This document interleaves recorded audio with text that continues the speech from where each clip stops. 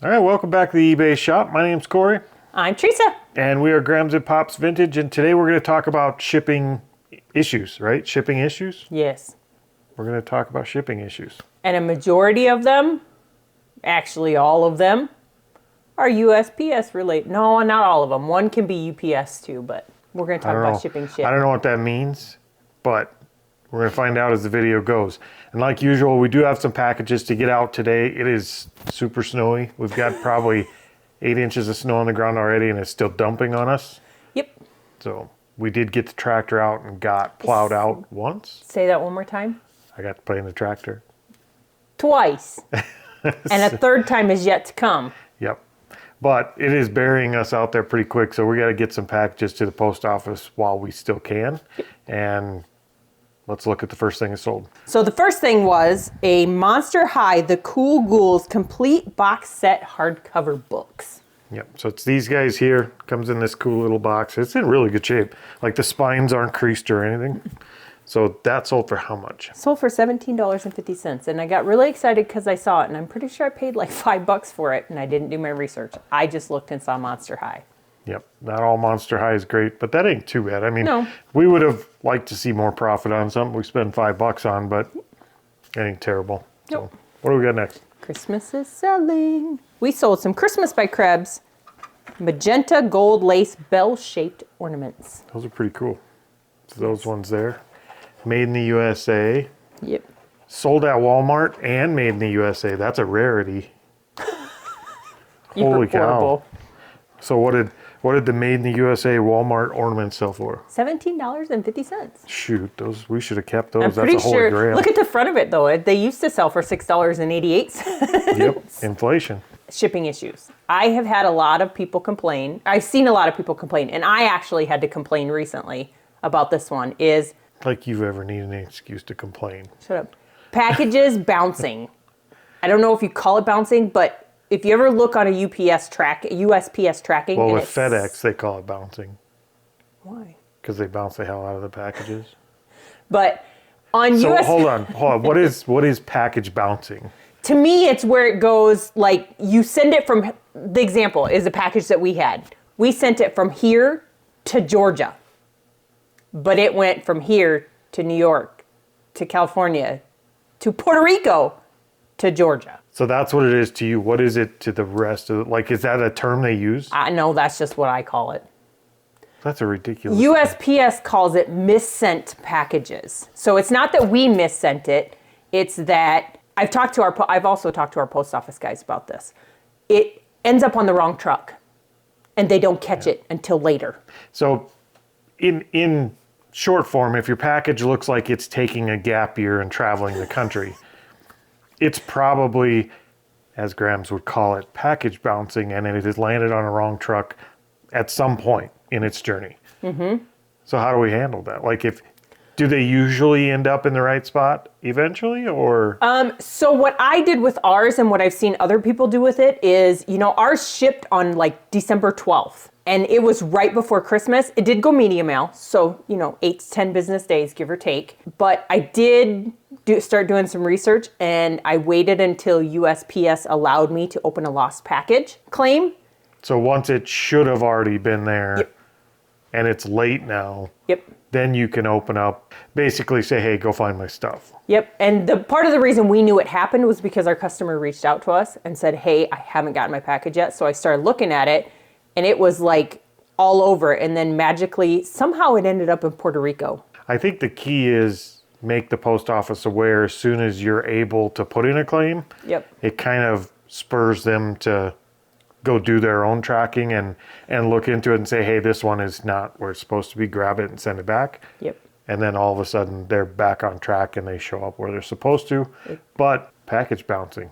Yep. And it's frustrating. But our customer, I will say, our customer was very patient with us. I did explain to him that, once the post office has a hold of it, I can't do anything about it. Now there is kind of a flip side to package bouncing, and that's when the packages won't bounce and they sit in one spot.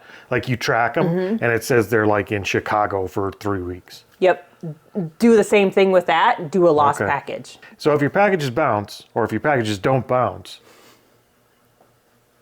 Maybe bounce on over to the post office and ask them to track it for you. Yep. Or put in where do they put in that claim? Like, where would you do that? I don't even know where I do that. I don't know the exact website, but I will find it and you can put it up here So is it like, and down here. you go to the post office and do that? Like, No, you like go the to the- post office website? Yes, on the post office website, there's a spot. And it will tell you once you put in the tracking number whether you can even do a lost package yet, because they have to allow so long before you can actually put It in has a claim. has to actually be late. It's kind of like filing a missing persons report. They have to be gone first. They have to be gone for 48 hours before you can claim them. I knew she was going to know that. 24 hours normally, but sometimes 48 hours. All right. Let's look at what else sold. I gotta grab my phone. Okay, we're still selling more Christmas. We sold a Lamax Village Collection Table Accent Windmill. I'm kind of surprised you didn't keep that one. Why would I keep it? Because it's a windmill and you like windmills. And it's 1995. Like, Where am good I year. gonna put it? On a shelf. No, I have chickens. There goes another gift idea I can't use. All right. So 1995 Lamax windmill. Pretty cool looking. And that sold for how much? $7.99. There you go. That is out of our second Christmas Village thing. At that kind of price, it's a good thing you didn't keep it. We'd have gone broke not making that sale. Yeah. What else you got? Tupperware. We sold a Tupperware 2-quart. That looks really tiny for 2-quart, No. but no. whatever. Okay, 2-quart pitcher. It is a dark brown with an almond colored lid. Yep. And it has the little pushy button thing. That's the Kool-Aid picture. Only ours The was always Kool-Aid what? orange. Picture? Picture. You said picture. Shh. That's what you put Kool-Aid in. Actually, in our house, I think at one point we did have a brown one, but it was only for tea. So That was your distinction, was it was brown, so it was brown for tea? that was Dad's picture. Picture. Shut up. Picture. It was Dad's drinker pourer. He had the tea. We had the Kool-Aid, so we had the orange one. But what did Dad's tea picture pourer sell for? $9.99.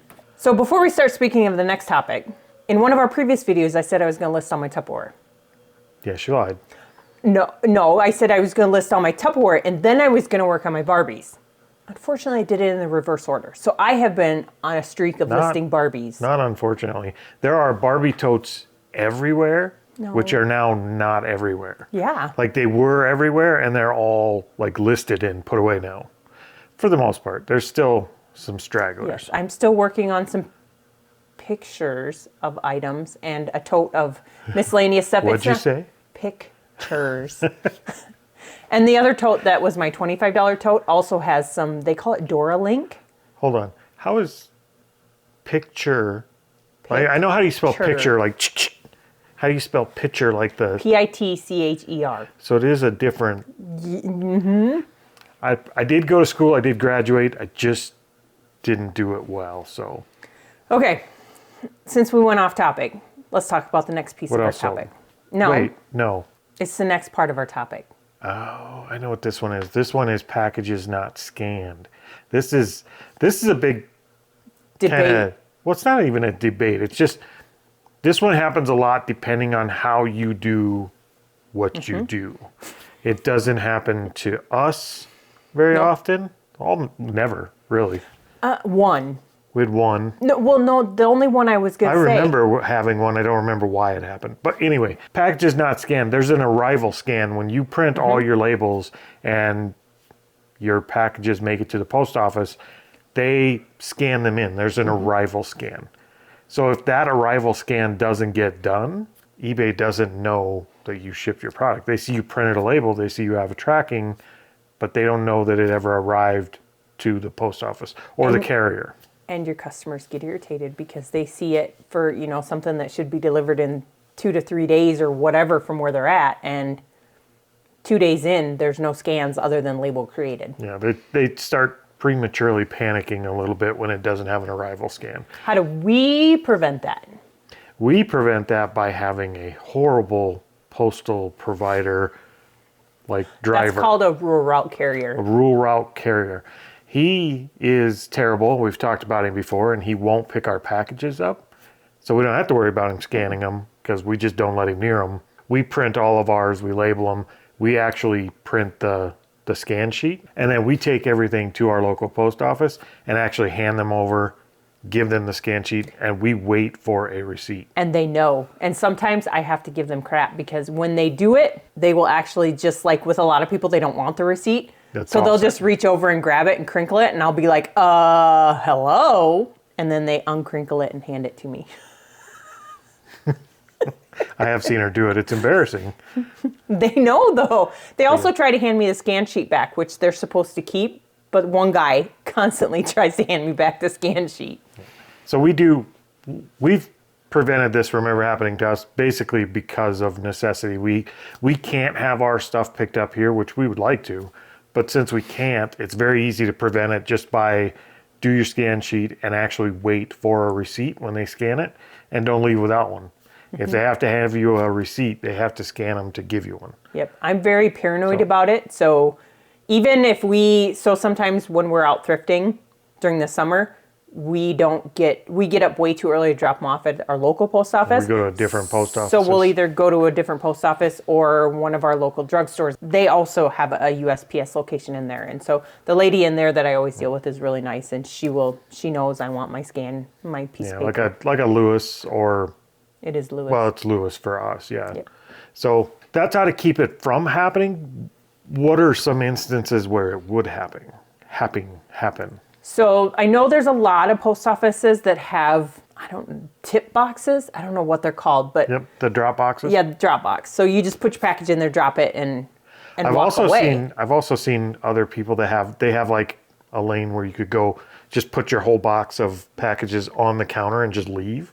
Like just walk back out. I think that's a recipe for that to happen if your post office isn't really on it. It's also, I would think, a recipe for packages being stolen, but...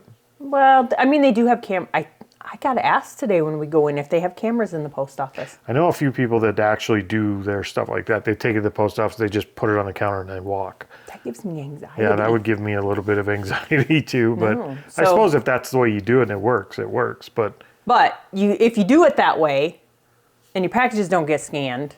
Well, I think if it became a problem, they would switch up how they do it and they would make adjustments, but I don't know. I would assume. The other way it happens is when you have a local carrier who comes to your house and picks packages up. Sometimes they only scan a few of them. Yeah, I read that. Somebody said that they only their carrier only scans 5 and then none of the rest. I've heard a few people say that. So apparently that's a thing, whatever the case is, that could be a spot where you're not getting your packages scanned. You've basically taken yourself out of the equation, so you have no control of it, and you're giving that responsibility to someone else. I think it all boils down to how much do you trust that someone else, and do they have a good process? Our post office, I think, is fairly decent. Yeah. I think for the most part, I would trust our post office in some of those other situations if we had a decent carrier. We just don't. When we were shipping stuff in town, some of our stuff that we had in town, it was great. Our post office carrier at our business in town was awesome because she'd stand there and she'd scan it. She'd also take my sheets. So. Yep. Yeah, our in-town carrier is great. We just don't live in town, and we would have to have them picked up out here. And our out-of-town, our rural carrier is POS. A point of sale. Not that one. All right. What's sold next? When you buy a new phone and they send you your free headphones with it, don't throw them away. These guys. I have cordless and not corded, both of them cordless headphones, and so does Pops. But don't ever throw them away because some people use them. I see a lot of amateur podcasters using these in their while they're doing their podcast. I see some non-amateur podcasters using them too. Where do you see non-amateur podcasters? I'm not saying their name on this podcast. They're all amateurs. Okay, so these are original Apple iPhone earpods that have the lightning cable as well as the adapter for it. Yep. So you can use those on your computer or your phone. Yep. And those are just out of a phone case, like a box that somebody bought their phone in and never used them. Mm-hmm. And those sell for how much? Those sold for $13 free shipping. So drop them in a box and... Okay. Merry Christmas to you. More Christmas. More trees. We sold some Lamax Christmas Village 4-inch bottle bristle trees. They are as a set of 6. And I threw in a free little 2-inch tree. Seems like every video now we have a little bag of trees that we're selling from the Department 56 stuff. We have boxes of these. These are Lamax. Same thing. So we have boxes of these we haven't listed yet, but they do seem to sell well if you bunch them up. People do seem to buy them. So that sold for how much? Oh, I gotta look, huh? $9.99. So that's $1.50 worth it. 50 roughly. No, Per not quite tree? $1.50. Yeah, How something many were like in that there? per tree. Anyway, 6. Yep. So those are going out. All right, something I'm familiar with. Are you? Yep, the upsize charge. I've been supersized, so I know all about this. Okay, so I have been seeing people, because I'm in a few Facebook groups and Discords and that type of stuff. Somebody did a video on having this happen to them too at one really? point. Yeah, and I don't remember who, but we're not, like, I'd give you credit if I could remember. I don't remember who did the video. So if you do know somebody that did a video on this, once we talk about it, let me know who it was, because I can't remember. So, why do I keep saying so? Because it's so wonderful. It's a short word. It's easy. Rolls off the tongue. Okay, that one too. You know how many so's and ok's I cut out of the video when I edit it? The next thing is box upsizing charges. I've been hearing I've seen comments and posts about people saying that they keep getting additional charges from UPS and USPS. A lot of it's UPS, but both. An upcharge? Yeah, saying that their box ended up being the same weight, but bigger. I think some of that is, I don't think the post office really pays attention to the actual, What? That's your child. Answer it. Yes, my child. What do you mean? Recording a video. Do you need something important? No. Okay, well, I will call you when we're all done, which will probably be later, okay? Oh, okay. Love you, bye. So on boxes, a lot of the boxes we buy have dimensions on the bottom. So that's what, a 9x9x9? So yes, a lot of the boxes we buy actually have the printout of what the dimension is. And a lot of these we actually cut down. So we cut them down height-wise to get them the right size. When we do our football cards, for example, we take a 9x9x9 and we cut it down to about 4 inches tall. We should probably order 9x9x4. We should order some boxes that are closer to the right size, but that's what we do right now. And when we're all done, the bottom of the box actually says 9x9x9. You can figure out that box is a 9x9x4 and not 9x9x9, but that is not always the case at the post office. Or UPS. So, to prevent your box upcharge, something we have been doing lately is we either fold it so that the dimensions are inside the box and not visible. Fold the flap on the inside, if you can. Or like our 8x6x4s that we use, that's not possible because they print it on the long part of the label, or the long part of the box. So I actually will take a Sharpie and I will just black that out, because if I cut it down for a more expensive DVD that we put in there, it's really not 8x6x4 anymore. No, it'd be like 8x6x1 or 2. So to prevent your box upcharge, try covering your box dimensions just to make sure they're not reading if they're upcharging you and it's legitimate, there's really nothing you can do about it. It is what it is. Actually, I don't know if there's anything you can do about it, even if it's not legitimate. You could maybe dispute it. I think you can dispute it, and I know some people have gotten them reversed because they've gone to eBay and said this is what it actually was. The box size, though, if you're saying it's a 9x9x4 and it says 9x9x9 on the box, maybe cover that up, help prevent that misunderstanding, because I'm sure they're doing 1 billion boxes a day, so it's an easy mistake to make if it's close. If you cut it down just an inch or so, it's a very easy mistake to make when they're that close. So I would recommend covering up any dimensions on the box. Yeah, that's what we've started to do, just because, there are a lot of boxes that we cut down just because we don't stock every single possible size of box there is. We just do what works best for us. And so we have not had this, knock on wood, happen to us. We haven't really had any issues with it, but we have been hearing a lot about it through the interwebs lately. So something to be aware of. All right. What actually sold next? I wrote Courtney on our board, but it's not Courtney. We sold a Party and Play Stacy. She is the little sister of Barbie, but she is not. She is 98% complete. So that's Stacy, and she has a whole extra outfit. Yep, she has a hat and a whole sports outfit.